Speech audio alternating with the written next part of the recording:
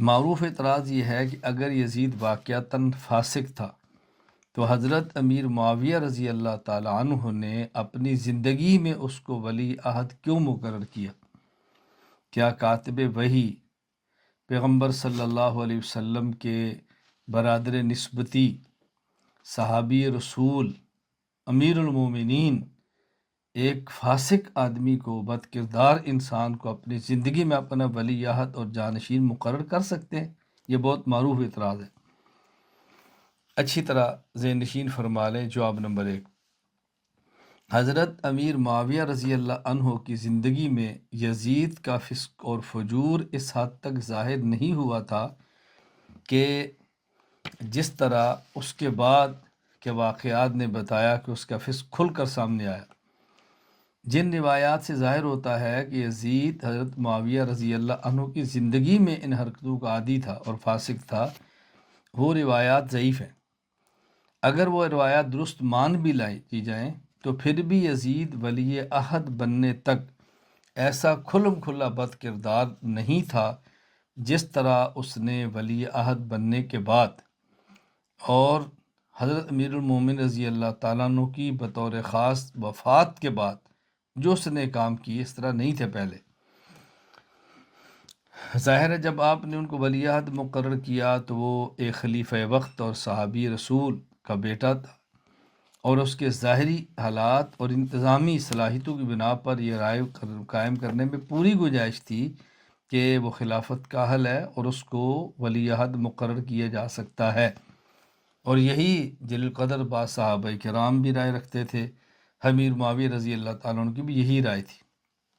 اس پر میں آپ کی خدمت میں حوالہ جات پیش کر دیتا ہوں۔ ابو الحسن احمد بن یحییٰ بن جابر بن داؤد البلازری رحمہ اللہ، وفات 279 ہجری، حضرت عبداللہ بن عباس رضی اللہ عنہما کا یہ واقعہ نقل کرتے ہیں، اور جو کہ انہوں نے تفصیل کے ساتھ انصاب الاشراف کے اندر بیان کیا ہے۔ حضرت عامر بن مسعود جمحی کہتے ہیں کہ ہم انا لب مکہ تا از مر بنا برید ینع معاویہ، مکہ میں تھے، ایک ڈاکیہ آیا، اس نے خبر دی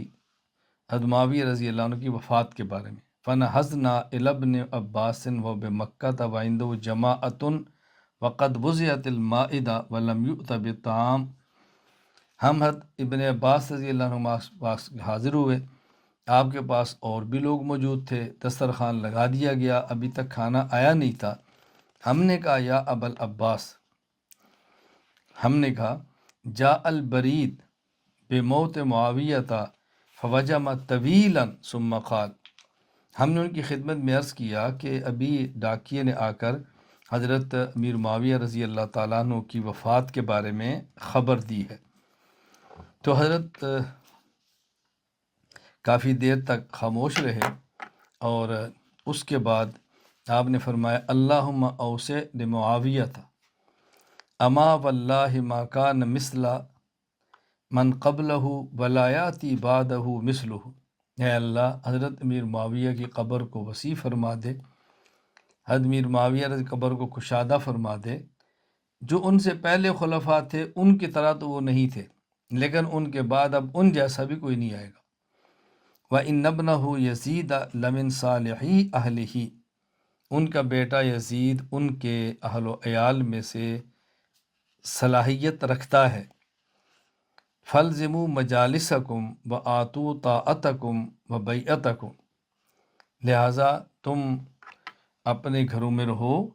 اور اس کی اطاعت کرو اور اس کی بیعت کرو۔ تب یہاں دیکھو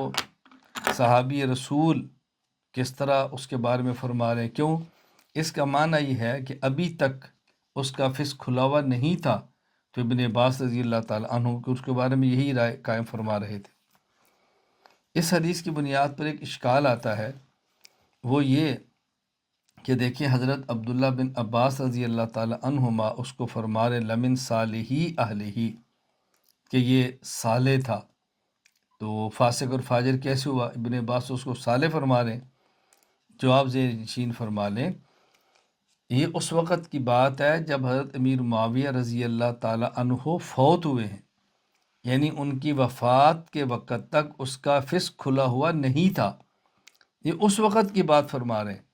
اور ہمارا موقف یہ ہے کہ اس کا فسق و وجور حضرت امیر معاویہ رضی اللہ تعالیٰ عنہ کی بعد ہوا ہے، اور جب وہ خلیفہ بنا، حکمران بنا، اس کے بعد اس نے یہ سارے کام شروع کیے ہیں، اور اس پر تصریحات موجود ہیں جو میں آپ کی خدمت میں آگے پیش کروں گا۔ یہ میں بڑی بات کھل کے عرض کر رہا ہوں، اس کو اچھی طرح سمجھ لیں۔ اور دوسرا اس کا جواب یہ بھی ہے کہ یہاں صالح سے مراد نیک نہیں ہے، بلکہ صالح سے مراد اس کا باصلاحیت ہونا ہے، کہ حضرت ابن عباس رضی اللہ عنہما کی رائے یہ تھی کہ وہ صلاحیت رکھتا ہے اس بات کا کہ اس کو خلیفہ بنا دیا جائے، لہذا تم اس کی اطاعت کرو۔ یہ ذہن نشین فرما لیں، اللہ ہمیں بات سمجھنے کی توفیق عطا فرمائے۔ دوسری بار قاسم العلوم والخیرات حضرت مولانا محمد قاسم ننوتوی رحمہ اللہ تعالی، وفات 1297 ہجری، مکتوبات قاسم العلوم صفحہ 173، فرماتے ہیں جس وقت امیر معاویہ رضی اللہ عنہ نے یزید پلید کو اپنا ولی عہد بنایا تھا تو وہ علانیہ فاسق نہ تھا، اگر اس نے کچھ کیا ہوگا تو در پردہ کیا ہوگا، حضرت معاویہ رضی اللہ عنہ کو اس کی خبر نہیں تھی۔ تیسرا حوالہ رئیس المناظرین حجت اللہ فی الارض حضرت مولانا محمد امین صفدر اکاڑوی رحمہ اللہ، وفات 1421 ہجری، تریاک اکبر میں حضرت کی فرماتے ہیں یزید بن معاویہ کے قباح اور معائب کے متعلق لوگوں کے بہت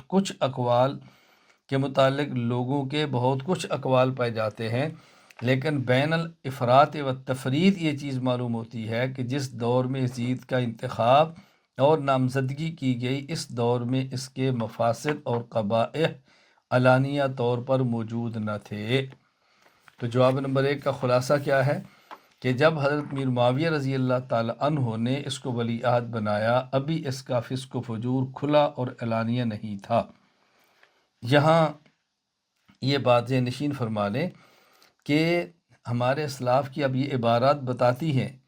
کہ یزید کا فسق حضرت معاویہ کی زندگی میں ان کے سامنے ظاہر نہیں ہوا، بلکہ ان کی وفات کے بعد اس کا فسق کھل کر آیا۔ اس لیے یزید کے عملی فسق کی وجہ سے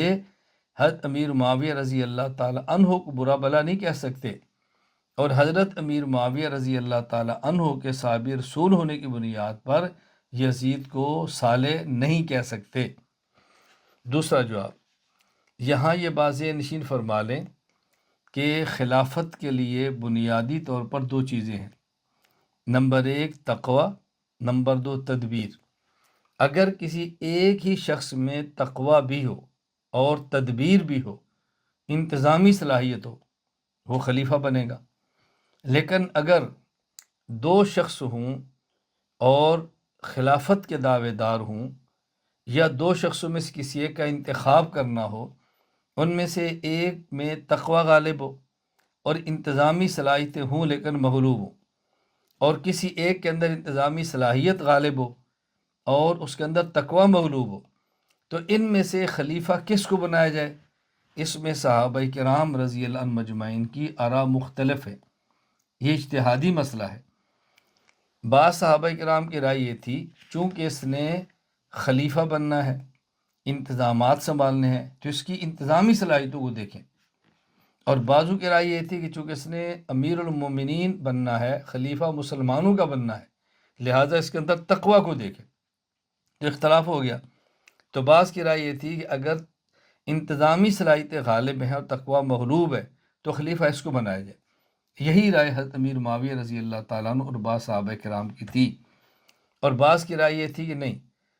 تقوی اگر غالب ہے تو اس کا حق کے خلاف خلیفہ بنایا جائے، انتظامی صلاحیت کو نہ دیکھا جائے۔ یہ رائے حضرت حسین اور عبداللہ بن زبیر رضی اللہ تعالیٰ عنہما کی تھی، جسے نشین فرما رہے۔ اس لیے حضرت امیر معاویہ رضی اللہ تعالیٰ عنہ کا یزید کو خلیفہ نامزد کرنا اس بنیاد پر تھا کہ اگرچہ اس میں تقوی مغلوب ہے لیکن تدبیر اور انتظامی صلاحیت اس کے اندر غالب ہیں، اس لیے آپ نے اس کو بنایا تھا۔ چنانچہ حافظ ابو الفضل شہاب الدین احمد بن علی ابن حجر عسقلانی رحمہ اللہ تعالی، وفات 852 ہجری، فتح الباری شرح صحیح بخاری میں فرماتے ہیں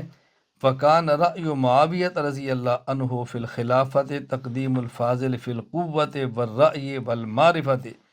علی الفاضل فی السبق الی الاسلام والدین والعبادہ فلہذا اطلق انہ احق ورأی ابن عمر رضی اللہ عنہما بخلاف ذلك وانہ لا یباز المفضول الا اذا خشی الفتنہ تھا۔ حضرت معاویہ رضی اللہ تعالیٰ عنہ کی خلافت کے معاملے میں رائے یہ تھی کہ قوت تدبیر اور انتظامی معاملہ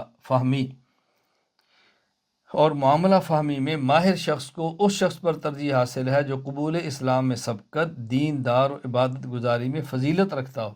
اس لیے آپ رضی اللہ عنہ نے اسے یعنی یزید کو خلافت کا زیادہ حقدار قرار دیا، جبکہ عبداللہ بن عمر رضی اللہ عنہما کی رائے اس کے برعکس تھی کہ کسی کم درجے والے مفضول کی بیعت نہیں کی جائے گی سوائے اس صورت کے جب فتنے کا خطرہ ہو۔ حضرت مولانا محمد قاسم ننوتوی رحمۃ اللہ علیہ وفات 1297 ہجری مکتوبات قاسم العلوم میں فرماتے ہیں حضرت امیر معاویہ رضی اللہ عنہ کا نظریہ خلافت کے متعلق یہ تھا کہ جس کسی کو مملکت کے انتظام کا سلیقہ دوسروں سے زیادہ ہو، اگر اس سے افضل موجود ہوں تو دوسروں سے اس کا خلیفہ بنانا افضل ہے۔ تیسرا جواب ذہن نشین فرما لیں، اگر یزید کا فسق حضرت امیر معاویہ رضی اللہ تعالیٰ عنہ کے دور میں کھلا ہو اور ظاہر ہو، آپ نے پھر بھی اس کو ولی عہد بنا دیا، تو اس کو ولی عہد بنانے کی وجہ امت کو خانہ جنگی سے بچانا تھا، کیونکہ اس وقت حکومت کا دار و مدار بنو امیہ اور اہل شام کی طاقت پر تھا۔ اگر خاندان بنو امیہ اور اہل شام سے باہر کسی افضل شخص کو ولی عہد بنا دیا جاتا تو یہ امت کے لیے خانہ جنگی کا باعث ہو سکتا تھا، اس لیے یزید کے فسق کے باوجود اسے ولی عہد اور خلیفہ نامزد کر دیا تاکہ امت میں خانہ جنگی نہ ہو۔ ان کی رائے یہ تھی امت خانہ جنگی سے محفوظ رہے۔ چنانچہ امام ابو زید عبد الرحمن بن محمد بن خلدون ولی الدین التونسی الحضرمی المالکی رحمہ اللہ المعروف ابن خلدون وفات 808 ہجری مقدمہ ابن خلدون میں فرماتے ہیں والذی دعا معاویۃ لإیثار ابنہ یزید بالعہد دون من سواہ انما هو مراعاۃ المصلحۃ فی اجتماع الناس واتفاق اہوائهم باتفاق اہل الحل والعقد علیہ حینئذ من بنی امیۃ اذ بنو امیۃ یومئذ لا یرضون سواہم وهم اصابۃ قریش واہل الملت اجمع واہل الاغلب منہم فآثرہ بذلک دون غیر مما یظن انہ اولی بہا۔ جو چیز حضرت معاویہ رضی اللہ عنہ کو دوسروں کی بجائے یزید کو ولی عہد بنانے کا سبب بنی، وہ امت کے اتحاد و اتفاق کی مصلحت تھی۔ بنو امیہ کے ارباب و حل و عقد اسی پر متفق ہو سکتے تھے، اس وقت وہ اپنے علاوہ کسی اور کے خلیفہ بننے پر راضی نہیں ہونے تھے۔ وہ قریش کا سب سے مضبوط گروہ تھے اور اہل ملت کی اکثریت انہی سے تعلق رکھتی تھی، اس لیے حضرت معاویہ رضی اللہ عنہ نے یزید کو ان لوگوں پر ترجیح دی جن کے بارے میں گمان کیا جاتا تھا کہ وہ خلافت کے اہل ہیں۔ یہاں بطور فائدہ آخر میں ذہن نشین فرما لیں، میں نے بتایا کہ حضرت امیر معاویہ رضی اللہ عنہ کی رائے یہ تھی اگر کسی میں تقوی مغلوب ہو، عدالت مغلوب ہو، لیکن اس میں قوت، طاقت، انتظامی صلاحیت غالب ہو، اس کو خلیفہ بنا دیا جائے۔ عبداللہ بن عمر رضی اللہ عنہ کی رائے یہ تھی جس میں تقوی غالب ہو اس کو بنائیں، اگر انتظامی صلاحیت کم ہو تب بھی حرج نہیں، لیکن اگر کسی میں تقوی مغلوب ہو اور کم ہو، انتظامی صلاحیت غالب ہو اور اس کو خلیفہ نہ بنانے میں فتنے کا اندیشہ ہو تو پھر فرماتے کہ اس کو بھی خلیفہ بنایا جا سکتا ہے۔ چنانچہ حافظ ابو الفضل شہاب الدین احمد بن علی بن حجر عسقلانی رحمہ اللہ وفات 852 ہجری فتح الباری شرح صحیح بخاری میں لکھتے ہیں ورائے ابن عمر بخلاف ذالک، عبداللہ بن عمر کی رائے امیر معاویہ کی رائے کے خلاف تھی۔ وَأَنَّهُ لَا يُبَايُ الْمَفْضُولَ إِلَّا إِذَا خَشِيَ الْفِتْنَةَ، ان کی رائے یہ تھی کہ جو شخص تقوی میں مغلوب اور مفضول اس کو خلیفہ نہ بنایا جائے، ہاں فتنے کا خوف ہو تو اس کو بھی خلیفہ بنایا جا سکتا ہے۔